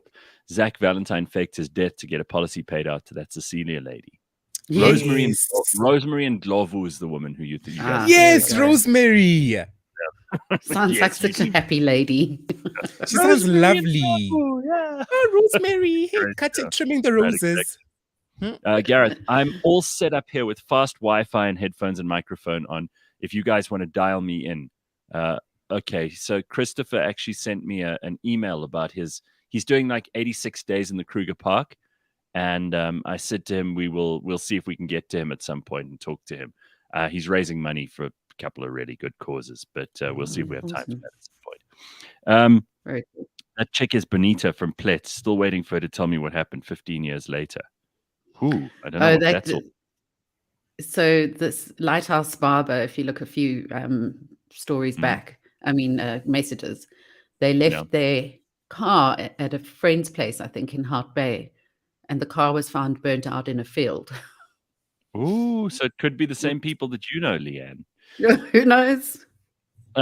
So Lito says, in colored and black communities where one person works in the family, one ends up being responsible for a lot of additional families and end up costing. Yeah, that's that black tax that we speak about so often. Yes, especially as a black child starting to work, all the family members want you to actually add them to your policies so that if they die, you get payouts. Yeah. Wen says a friend in Westville, Durban found a garden flat tenant dead after they'd been away. They returned to the sound of running water and found him dead in the shower. Oh my God. That's got to be the worst. I don't want to die in or the bath. Can you imagine they find you dead in the bath? That's horrible. That is true. It actually, So at my previous apartment, it did happen to one of my neighbors. They didn't die, but we thought he was dead. And we actually broke the door in. So this guy actually left the water running in the shower and he didn't close the shower door. So it's angled. The shower head is angled in a way that if the door is not closed, the water is going out the shower. Oh, so we actually knocked. The water was actually coming out from under the door of his apartment and it was just flooding the passageway. So at this point, we're kind of freaking out because we're thinking, he did. So eventually we call security, we call management, they get some extra keys. The key won't go in because his key's in the door. So we actually have to break the door down. We break the door down, break into the apartment. Turns out he's just drunk and passed out. And he ran the shower, about to shower, and he just passed out. But luckily not dead. I mean, that's, small mercies. Fortunately. What a story! It's terrible because then you've got to actually face the embarrassment. And I'm sure he wishes he was dead after that. I'm sure he wished he was. That's humiliating. Oy. Some fun comments here as well from some of the people who are listening to this. Everybody's got a story, right? My friend says Corona's boring. Knows someone who couldn't afford balloon payments on their Golf 7 GTI, so he sold it to carjackers. But the insurer saw the trade from the street cameras, and he still had to pay. Ooh. Oh man! So now he sold it to the carjackers, but he doesn't get any money from that, obviously, or he got a little bit of money from that. But then that's obviously ill-gotten gains, so can't even keep it. Vincent says, "I recently changed my beneficiaries on every policy I have. I forgot my ex-wife was the only beneficiary. If she knew, I wouldn't be writing this message." Absolutely. Oh, that's some horrible stuff. You've got to read Prof. Ryan Blumenthal's book, Autopsy. Most people die in the bathroom. Oh, no. Ooh, So, I mean, that's probably because people they slip in the shower or whatever and hit their heads. Sure. I've heard and then eventually the water goes cold, I suppose. Ugh. Unbelievable. The Westville guy was in his 60s and had a heart attack. Thankfully, he didn't lie there for years. Yeah, you see, I mean, these stories are they're insane. So thank you, women of color. Now you've got us on a tangent about like dead bodies. Crazy. I'm always curious though, these houses, these very old houses, would it bother you if you were buying a house, would it bother you if you knew that someone had died in that house? Yes. Not from a spirit's point of view. Not that. But I suppose spiritual in some way, because it's almost like a karma thing, an energy. Yeah. I wouldn't be comfortable. It would bother you a little bit. Every time I walk past the spot where I'd known they died, I would look at it thinking that. It would drive me mad. Carl says, my worst fear is dying mid-masturbation. Imagine them finding you on your phone in one hand and your rigor mortis penis in the other. Don't you remember, Gareth? Remember all those people? Those yeah. There was a story in the news that I read in the news when I was reading news on 5FM. I think we got the part about the news, yeah. Of a girl who was found with her pants half down, and she was dead in her bed, and she had porn on her phone. Yes. And I thought firstly, how did that story get out? Because surely the people who found her were family members or friends. Why would they give that information to the media or to the police? Right. So undignified. If it's me, please don't say that. Just say she had her oven gloves on and must have slipped in the kitchen on some cooking oil. Or they they often say you hear a lot of this. She just passed away in her sleep. I wonder if she died doing what she loved. Yes, exactly. Yeah. You wonder, like, is that really true? Because maybe she also, maybe a couple of these people die in these weird and horrible ways, and they're covering for them, essentially. I think that's good. You should be covering for people you love. Especially if you're the one who discovers them. Don't tell everybody that you found them with their pants down. Mash, your stories are absolutely unbelievable. Between you and Leigh-Ann, you have material for a story podcast, from swingers clubs to getting lost in broad daylight. You guys are insane. I couldn't agree more. Elvis I don't think we should get together loo? ever. No. Steve E. Well, that's why I put you on the show together. Steve E. says, didn't Elvis die alone in the loo? Yes, he did. He did. He was straining. He was on a lot of drugs, and he was straining really hard to take a shit, and he burst like a blood vessel in his heart or something, and then that's one for the money, and two for the show. It's just gone. Oh no! That's horrible. What a horrible way! The king of rock and roll, just dying on the shitter. It's training. Take a shit. So bad. Oh man. Lighthouse Barber says, yes, for sure. I want to know who pumped in my house. Yeah, that's pretty wacky as well. I worked in insurance for a while, says Gary. Don't underestimate the forensic departments at Discovery and Liberty and all those places. I'm sure they're very good, because people are always trying to scam the insurers. Yes. Yeah. People are always trying to find a way to get some money that they're not entitled to. And, people who fake like robberies in their house, you really think they're not going to catch you? They're going to figure it out. Even, the times that I've had to... They're broken over there, but nothing's broken, and then they took my TV. I mean, the TV's around the back of the house, propped against the wall. Yeah, the times that I've claimed for things because they've genuinely been stolen or gone missing, I even feel guilty then. I can't imagine committing major fraud. Oh, no. Some people don't care. They're like, oh, no. I'm going to rip off the insurers. And listen, I suppose if you're desperate and you have absolutely no money, you try your best to find money anywhere, right? And some people will. They'll make up a story. They'll fake a robbery. It often happens in these complexes in these estates where there's someone at the gate the whole time. So it couldn't have been a stranger. And then they're like, oh, no, but it's probably an inside job. Yeah, inside your house. It's you. That's the inside job. Yes. Yeah. Lito says, I'm still finding it difficult to move to my house because my aunt died and she was a fucking evil lady, busy renovating it now, but surely going to get a tenant. Yeah, some people just there's a bad vibe in some houses. It doesn't necessarily have to do with someone dying. Lighthouse Barber also wants to know, hey, would you rather slip and die on cooking oil or melted butter? Stupid question, but I see where you're going with this. Wasn't that woman who made her dog lick her, and then there was a TV crew waiting to surprise her, which was so gross?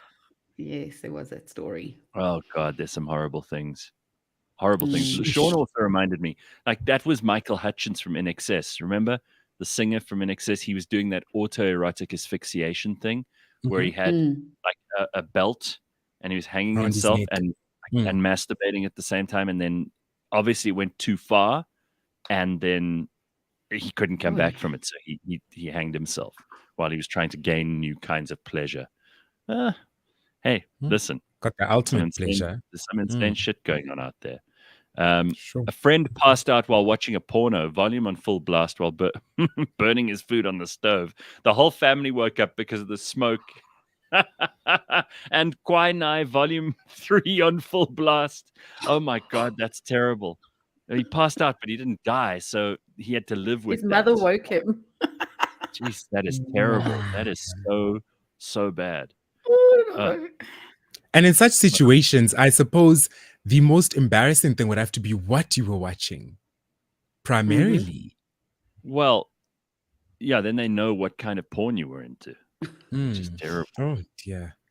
Especially if you've got like some horrible, weird fetish, like you. Some weird stuff, like, yeah, like really fat people having sex or dwarves. That's kind of normal, yeah. Dress but like up people, porn. People pooing and stuff like that. That's a thing that trended for some time. That's a thing. It's an actual thing some people are into. That also happened to David Carradine from Kill Bill. That's right. He also had the auto. Listen, if you consider how many famous people we know who've done this autoerotic asphyxiation thing, there must be many, many more who we don't know about, like ordinary people who are into this. Yeah. Pretty wild, man. I'm telling you, everybody thinks everything's normal. You get out there and you actually hear the stories and you're like, oh my God. Anyway, listen, we got to move on to Collectomania. And this is my favorite part of a Monday morning. It's brought to you by the South African Gold Coin Exchange and the Scoin Shop. You can check them out at scoinshop.com. We're going to speak to someone this morning called Robbie Carlos. He collects playing cards from various trading card games, and he has tens of thousands of these things. So he is a serious collector. And we'll show you a couple of pictures of those too. He started collecting cards around 2009, but he's only been a serious collector for about 8 years. Let's meet the man. Hey, Robbie, how are you? How's it going, everyone? How are you? Nice to see you. You laughing because of the conversation we were having before you came on? Yes, very much so. Don't worry. So. How you doing? This is what we do every morning on the show. I promise you, there's nothing strange about us talking about this weird shit. My friends and I have had weird conversations. Don't worry about it. Robbie, tell us about your card collection and where it all started. Yeah, so like you said, I started collecting in around 2009. It's the earliest I could throw back my mind to. I was vaguely around this time in South Africa, the trading card game Yu-Gi-Oh! Released. I remember leaving class in primary school, going to my mom's car, and she had a packet with her that she just handed to me. Said nothing, she just handed it to me. And then I opened it, and she had given me... Remind me about Yu-Gi-Oh! Again. I don't know what that is. Sorry, I'm out of it when it comes to this stuff. So you're going to have to take me through baby steps on this stuff. That's fine. So Yu-Gi-Oh! Is probably, if I'm not mistaken, one of the major Japanese trading card games that came over to the Western regions. It was a TV show that aired on SABC a while back as well. It's basically a show about a guy who gets possessed by an ancient Egyptian pharaoh to play and plays card games, but when he plays the cards, the monsters come to life. So the show's wild. Don't worry about it. That's like the basic. I don't know. It's very hard. It's a piece of cardboard with art that has information on it. It's not really It's not really much more to say about it other than it's a strategic card game.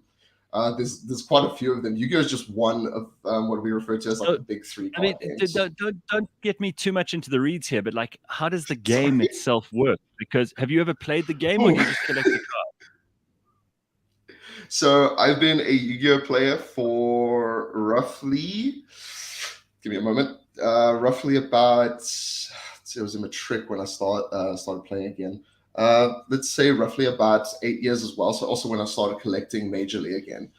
I then started attempting competitive play, like going to actual tournaments for like regional qualification, which is where a whole bunch of people get together, we play against each other, and then I think if I'm not mistaken, it's the top three.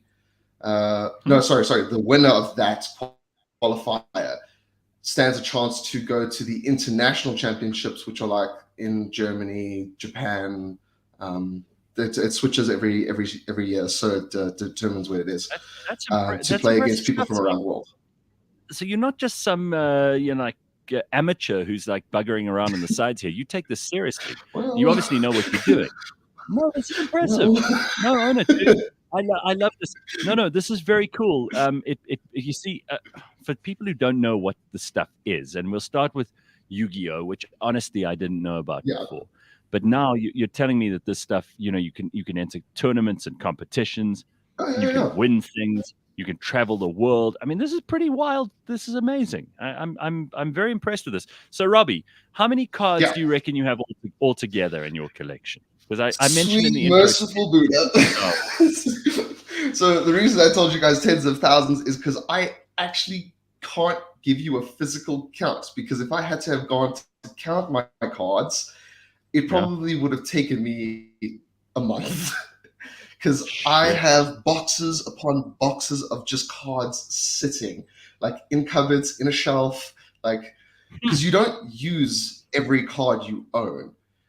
Right. So in trading card games, you're split into like, I'd say 3 camps. You've got the collectors, which they literally just collect the cards, nothing more, nothing less. You've got the player base, which is you actually perform the card game portion of the trading card game. And then you get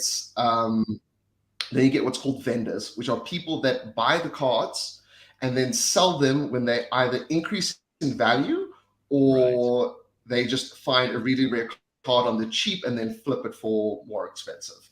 So like those are like the 3 stereotypical camps. I'm a player, so I just bought products and kept buying. Okay, so you don't try to sell any, and you don't really care if you want to open them up and play with them. You don't want to like store them up. I mean, is there any card that is there any card that you've got that you will not use because you know it's too valuable, and you'd rather try and sell it someday? There are a lot of cards that I have that are relatively high in price, and some of them I'm waiting on because they're still accruing value. One of the images I sent you guys is like 3 cards on a table specifically. Got it. Over here. 3 cards over here. So tell us what the 3 cards I'm showing right now are 2 Digimon. All right, cool. So I've got 2 Digimon cards with me and 1 Yu-Gi-Oh card with me. And they're all in what's referred to as a top loader. So this is basically a hardened plastic case just to keep the cards from getting damaged in any way, shape, or form, whether it's by liquid falling on them, dust, anything. Nothing's going to happen to these cards as long as they're in here. The one card is a Gareth, this is going to be jargon, so don't worry. So you might get a little lost here. Dude, I'm all ears. We've heard. Believe me, we had a guy on here who collects plastic apes. We had someone on who collects like Barbie dolls and Barbie doll clothes. So trust me, this is not weird. You're not the weirdest person. Trust me. You're all good. Great. Yeah, so the one, so if anyone's watching on YouTube, the center one, and for the listeners, I'll explain what it is. The center one is what's referred to as an ultimate rare Dark Requiem XYZ Dragon, but it's the Japanese printing of the card. The reason I got it was because it's the highest rarity of the card, and it's was one of my favorite cards. It was in a deck that I actually played. So I just wanted like all the versions of it. So I've got a normal version of it, I've got a super version, I've got a rare version, I've got a secret rare version, and then this is the highest rarity version. So how did you get the other two cards? Did you buy that? Did you buy that online in like an auction, or did you buy it off a website? Did you buy it from a trader? Like, how do you get your hands on something like that? So there are two really good websites you can go to buy trading cards. One's called TCG Player, and the other one's called Troll and Toad. They are basically market websites where vendors, for example, will go and sell their cards for X amount of value. You'll purchase them and then they'll be shipped to you. Conversely, you can go to card shops or local game stores, LGSs, and some of them will have like individual cards for sale that they've opened, because sometimes a card store will open a box themselves and just separate the cards and sell the individuals instead of selling just a whole box of cards. Okay. So those are a few ways you can buy cards. Otherwise, it's pretty much everyone opening boxes, and then if you don't get something, you trade for someone who did get it. Otherwise, you are going to have to buy it. So that first one that you told us about, that middle one, that's rare, the Japanese version that you've got there, what is that worth? Do you know? This thing, I bought it, I think if I'm not mistaken, for $1, and it hasn't accrued much value. This thing I think is about $5 at most.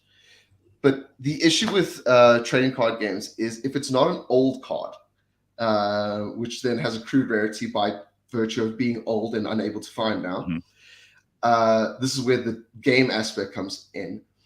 Cards' values are given to them by us, the players, on the secondary market. So the main company that sells the game just sells the boxes, don't give a shit about the individual cards. This is the box's value, go for it. Here's the cards.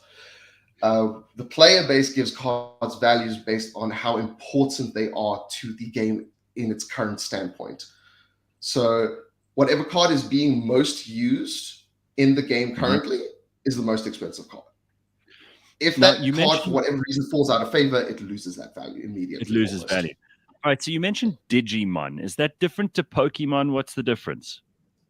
Yes, so Digimon is a new card game that was released in 2020. Very bold move by the company, I know. And it was distributed throughout, but unfortunately South Africa did not was not on the list to be distributed to. I have ordered individual cards myself in my personal capacity, and I am slowly, with a whole bunch of people from different card shops all over South Africa, trying to build the game in the country and get maybe someone to import it in. And I think it's the game I've spent the most money on ever in my life. How much do you reckon you've spent on? How much do you think you've spent on it? Digimon in the last last year, because I started only at the start of this year.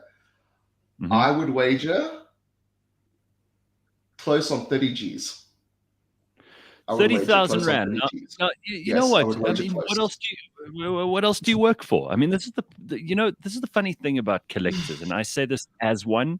And I know, Leigh-Ann, you've got a little collection of something. Mash, you might have a collection of something, for all we know. It might be weird. It might be strange. It might be a thing that just you care about. But the fact is, this is why we work. I mean, beyond the basics of you have to eat, you have to have a nice, warm place to sleep, you have to be able to pay your bills. Beyond that, what else do you have money for if not to collect weird things that interest you? If you've spent 30 grand on your hobby, I don't see anything wrong with that. There's a market for this stuff. And thank God for it, because probably you spending that 30,000 rand has kept a whole bunch of other people in business who can now do all the basics that they need to pay for. I don't think there's anything wrong with that. Do you have family members or friends who look at you, in a strange way because you spend money on stuff like this? Not really, because I've been the oddball for my whole life. So my family's kind of used to it. But I also kind of, I have one uncle who really vouches for me a lot. And the way he and I kind of rationalize it to people is it's very simple. A lot of things you collect, sometimes you don't get to use. I use my cards every Saturday. I actually go to a store and I actually play the games. So I actually have usage for the cards that I own. And also there's the aspect of I can resell it later. So those 30 G's I spent now, for all I know, I could sell one card and make half of that back, because that does happen. Sure. Like insanely, that does happen. There was a Pokemon card. It was a Shadowless Charizard, what's referred to as a Shadowless Charizard. It's a first edition Charizard card that has a printing error on it. So the printer didn't print a portion of the artwork, or they put the wrong artwork into the printer. I can't remember what the full thing is. But if you have one of those, it can sell for tens of thousands of dollars. And I think on auction, one sold for something crazy. It was like something mad, like $50,000 or some shit like that. It was crazy. Like, it's one of the most expensive cards to have been sold individually by itself.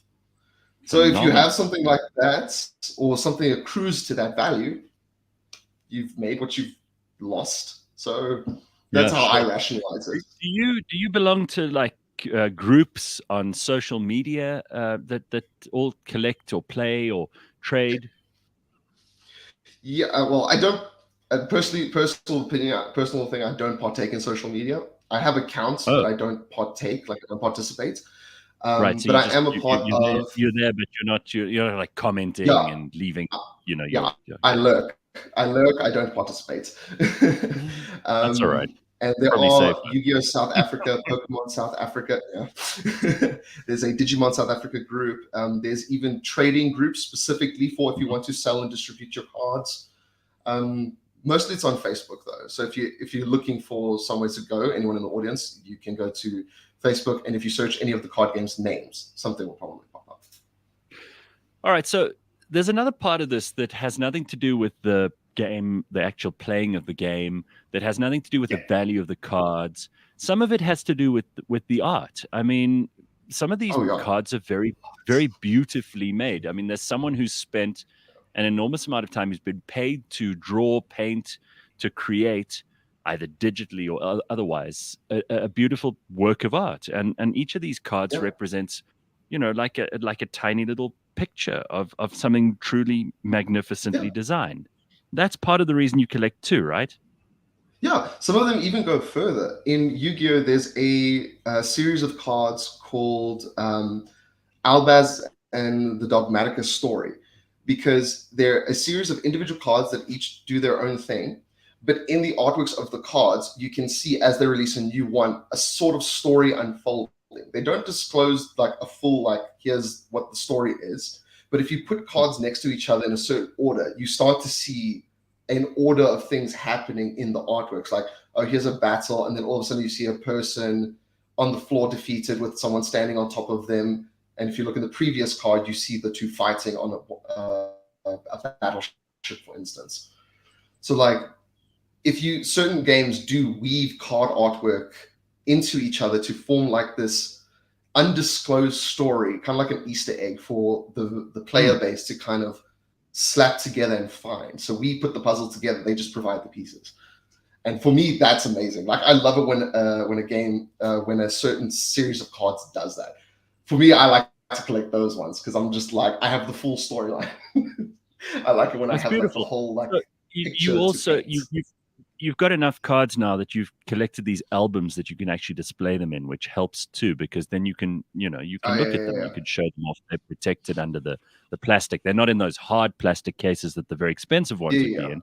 But this is pretty cool because then you can display them. You've got them organized, filed neatly. You can put them away. You know where everything is.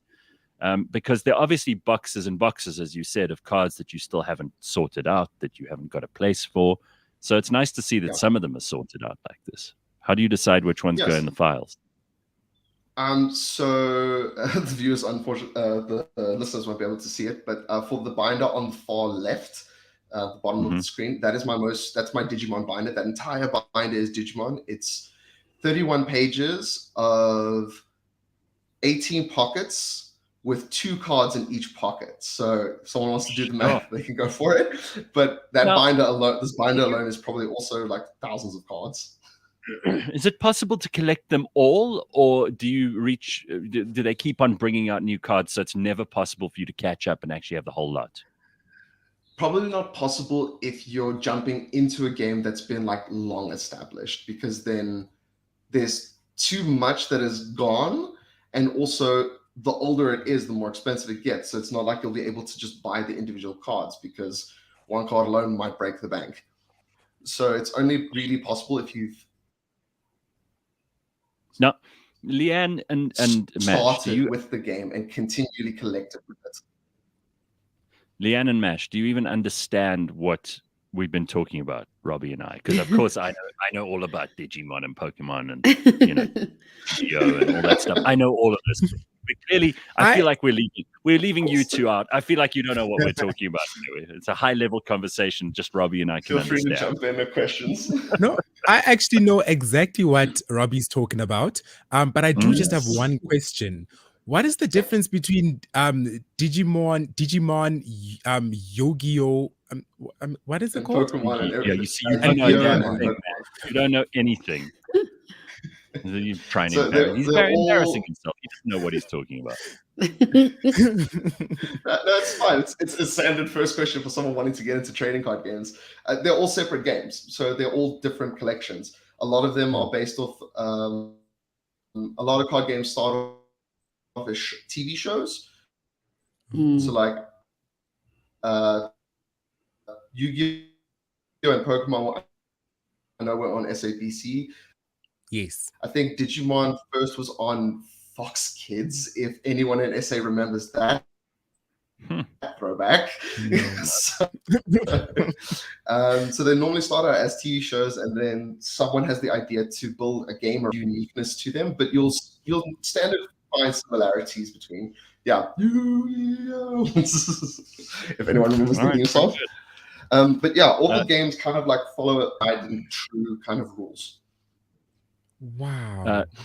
Leigh-Ann, I know you've just started your collection, so would you like some tips?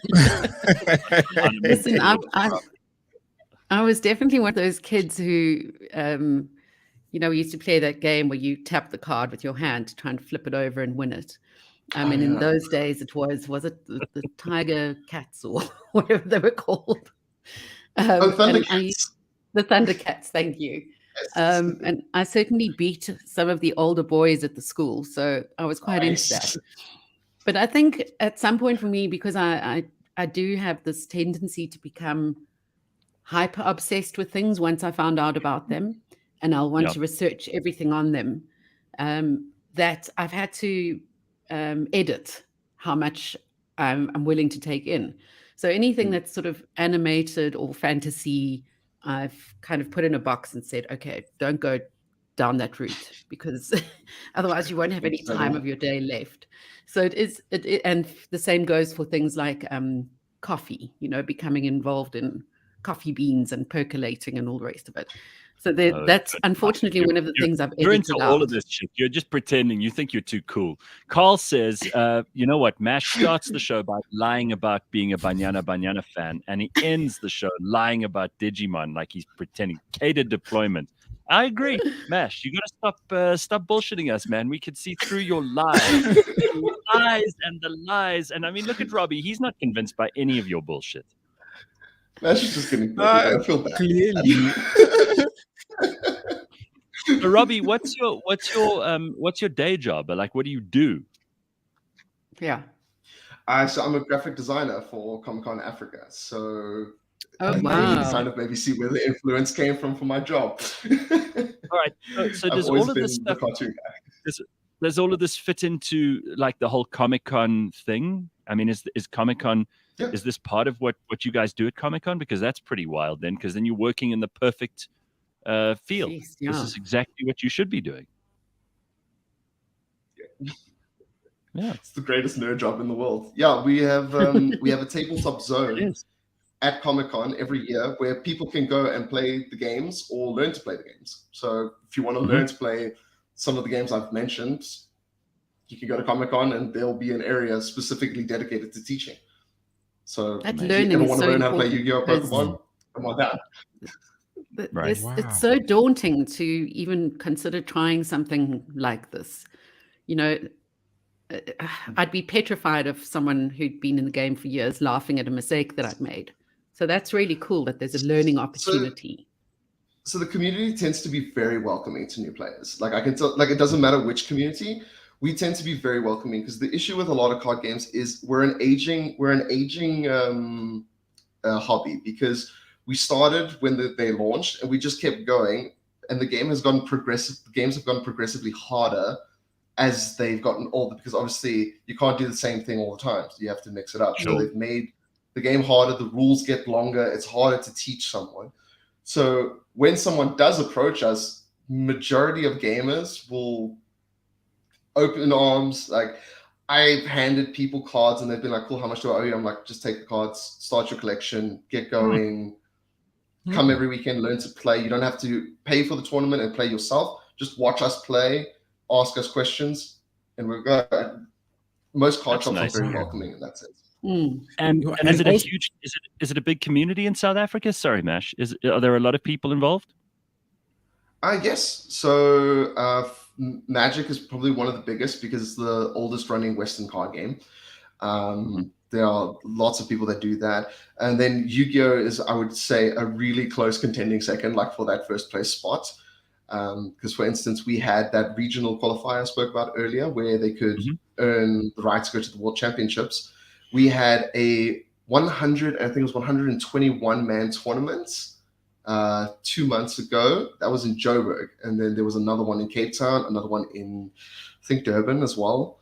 Also 100-man tournaments, all people vying for a spot. So yeah, there's plenty of us around. We're just very quiet on a table, just playing with cardboard.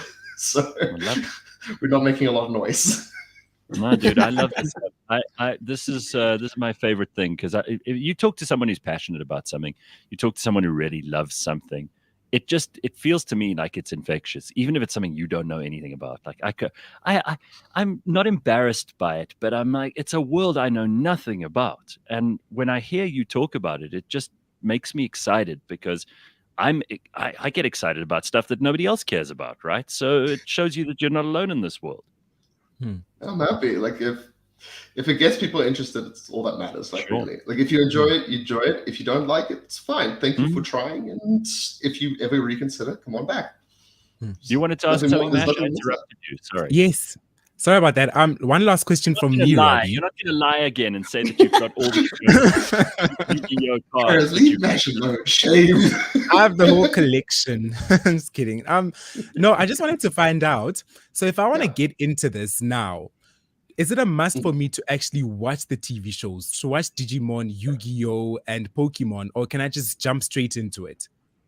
You can just jump straight into the game. So all the shows have done is show you characters that the cards embody. Like you don't need to know any of the characters to read the card and know what it does within the game. So it's not a prerequisite to have watched all the shows, because if that were the case, there would be even less players. So you can just show up to a shop, learn how to play the game, and just start playing the game. If you don't know a character, then people will just tell you, oh, it's from this series or this season of the show. Like it's not necessary though. Oh, sweet. Well, I love that you've been able to share this with us, because I'm sure that there are lots of people who are involved. And if you're not involved in this community, it sounds like it's very welcoming and very friendly. It sounds like a fun thing to do. And it's also, it doesn't matter how extroverted or introverted you are. There's a place for you and your collections. I like that you shared it with us this morning. Robbie, it's very cool to meet you. Oh, thanks for allowing me. No, it's cool to meet all you too. Thank you for having me. All right, man. Nice to see you, and we'll hopefully catch up soon. All right, cool. Sweet. Cool. There he is. That's Robbie Carlos and his collection of cards, tens of thousands of cards. Whew, I think we've discussed this on the show before, but there's a line between like collecting and hoarding, and sometimes I feel like I'm on this side of the line, and sometimes I feel like I'm on that side of the line with stuff that I'm collecting. But at least with cards, they don't take up a huge amount of space. Like they're this thin, and you put them in boxes, and if you've got stuff that takes up a lot more space, or it's heavy or whatever, that's a bit of a problem. Like airplanes and helicopters. Yeah, like airplanes and cars. Yeah, in cars, you need a lot of space to collect. If you know anyone who has a cool collection, well, then let us know about it, because we are coming to a close soon with Collectomania, but we would like to know if there are any other great collections in South Africa so we can keep it going. Maybe there's a season 2 in the works. We'll have to see how that goes. The South African Gold Coin Exchange are the people who bring you Collectomania, as well as the Scoin Shop. Go and check them out today at scoinshop.com. That's coinshop with an S at the front of it, .com, scoinshop.com. All right, that's all we got time for today in Collectomania. And we would like to hear from you. If you've got any feedback on the show, anything you'd like to hear more of, anything you'd like us to do, any people you'd like us to talk to, let us know. And we'll talk to you on contact@cliffcentral.com, or you can message us during the show, and we respond to as many of those as we can. The emails, you'll always get a response. Thanks to Robbie for sharing his collection with us this morning, and Mash and Ass. We will see you guys next week. See you then. See you next week. Very good.